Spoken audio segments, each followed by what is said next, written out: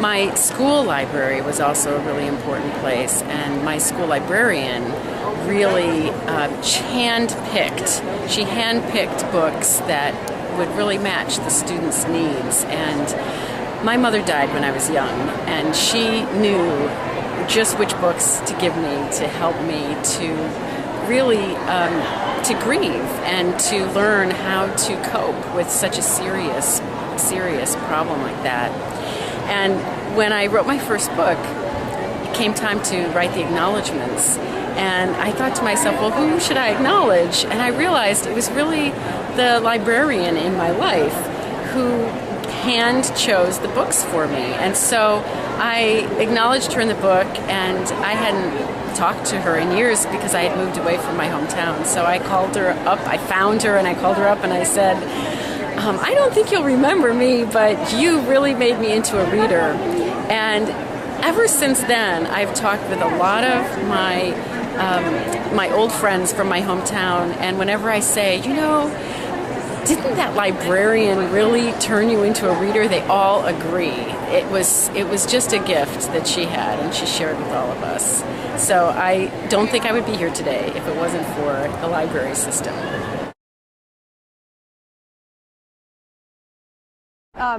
My school librarian, when I was a little kid, whose name was Miss Detweiler, I based a teacher in my book, Big Girl Small, on her because she was so loving and caring, and she used to read us the first few pages of a book, and then we would all be so inspired to read it that we would fight savagely over who got to take it out of the library that week.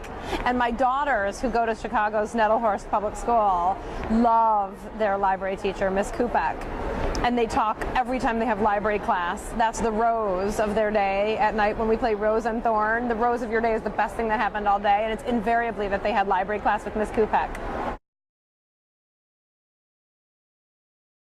I have to go back to the start. My elementary school in Lexington, Kentucky, Cleesmill Elementary, and I guess one of my earliest memories is just going in for story time with Miss Craycraft, was my elementary school librarian, and